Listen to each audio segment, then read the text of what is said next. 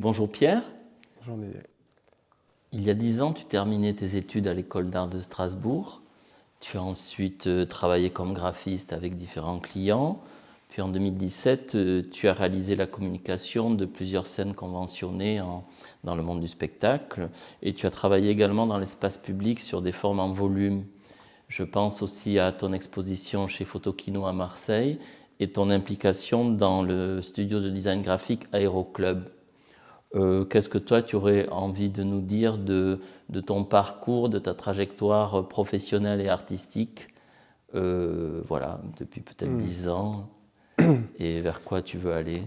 Eh ben, j'ai fait beaucoup de commandes pendant 10 ans. Donc, c'était a priori pas un travail qui me demandait de raconter des histoires. Mais j'ai essayé quand même assez souvent et au maximum d'apporter une narrativité soit par le dessin, soit par des évocations. Et j'ai beaucoup essayé de travailler avec des équivoques et essayer euh, d'amener des histoires sur les supports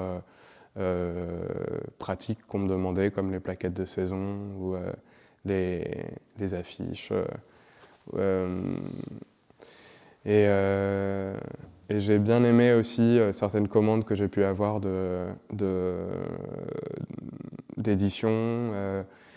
Dernièrement, un théâtre à Cognac nous a invités avec Aéroclub, donc le studio de design graphique avec lequel je travaille, et en particulier Magali Bruder, à travailler sur une édition pour Thomas Ferrand. Et là, pendant une semaine, on a élaboré un livre à partir d'une matière qu'il avait déjà ramenée, mais ça s'est fait dans l'effervescence, c'était très joyeux. Et, et ça a fait un livre que j'aime beaucoup et qui m'a donné envie d'en faire d'autres et de créer aussi le matériau, d'être à l'origine de, du contenu des livres que j'aimerais faire maintenant, dans le Tu futur. t'orientes vers l'édition. Ouais, je me désoriente beaucoup actuellement et je vais vers l'édition et un peu vers la fabrication d'objets et le montage d'un lieu dans le village où j'habite. Mais l'édition fait partie des directions que je prends, ouais. Tu es venu en février 2023 au Bel Ordinaire pour un premier temps de résidence de recherche et un projet d'édition qui porte sur la figure de ton père. Ton père, un homme qui pratique, dis-tu, un art modeste qu'il n'a jamais réellement montré. Cet homme, dans la façon dont tu nous l'as présenté et dont tu nous en as parlé, me paraît être un homme singulier, tout comme ta démarche me paraît être une démarche singulière. Qu'est-ce que tu as envie de nous dire de cette relation père-fils que tu as transposée en objet de résidence? Euh, bon, déjà, comme toutes les relations père-fils, je pense qu'elle est assez compliquée. Et je l'ai toujours, enfin, j'ai toujours une certaine distance avec lui. Et je pense que ce projet de recherche me permet de lui poser des questions que je me suis parfois posées ou alors que je ne me suis pas posées, mais qui cessent pas de me rendre curieux. Et ces 2 dernières années, il est arrivé un événement qui fait que une urgence s'est présentée et une urgence à documenter et à archiver. C'est que mon père a voulu vendre la maison dans laquelle il habitait. Et dans cette maison, il y a tout un tas d'objets qu'il a collectionnés et des sculptures qu'il a fabriquées. Et un tas de choses auxquelles moi et je pense ma famille, on est très attachés. Et, euh, et donc pour éviter de les voir disparaître, j'ai voulu les prendre en photo et trouver une forme appropriée pour les présenter. Alors, est-ce que tu pourrais justement nous présenter ce que tu as vu C'est-à-dire cet art modeste que pratique ton père, et j'ai envie de rajouter cette façon qu'il a d'enchanter le réel, puisqu'il a un quotidien, et ce quotidien, il l'anime, il le fait vivre en tout naturellement le parsement de choses qu'il produit. Ouais, Cet art modeste. moi je l'ai toujours vu récupérer des morceaux de papier d'emballage de bonbons ou des emballages de carton, de boîtes de fruits, des bouts de bois qui traînent.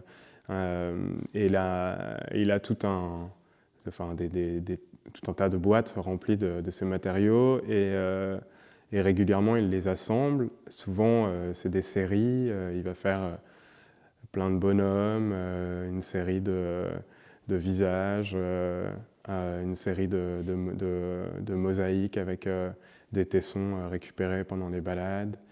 Et,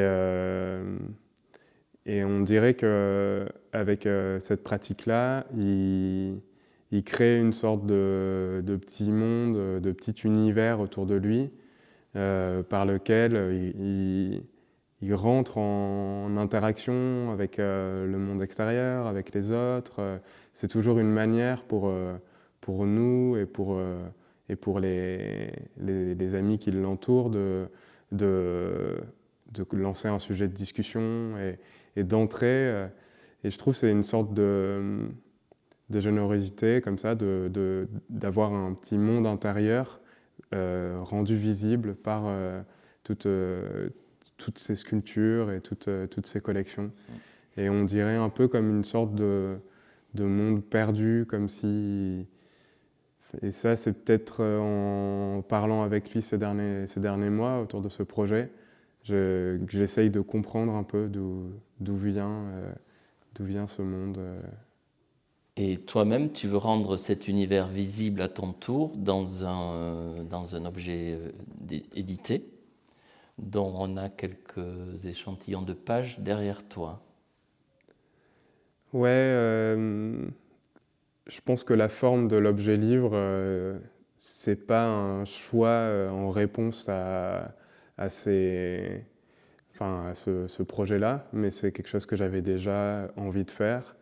Et du coup, j'essaye d'utiliser au mieux ce support, le livre, pour faire ce travail documentaire. Et j'ai déjà pratiqué le documentaire sous forme audio et sous forme de livre, c'est complètement différent. Et la découpe des informations ne se fait pas du tout pareil. Et donc, entre la première résidence et celle-là, il y a une forme qui est en train d'émerger. C'est beaucoup de photographies et des transcriptions de discussions que j'ai eues avec mon père, plus générales sur là où il a vécu, quelles étaient ses passions, qu'est-ce qui lui plaît. Et en fait, dans ces discussions qui ont l'air des fois complètement détachées de ce sujet de sa pratique artistique amateur, il y a des choses qui semblent éclairer sa pratique. Il y a des explications ou des bribes d'imagination qu'on sent se développer ensuite dans sa pratique. Je te remercie. Merci à toi.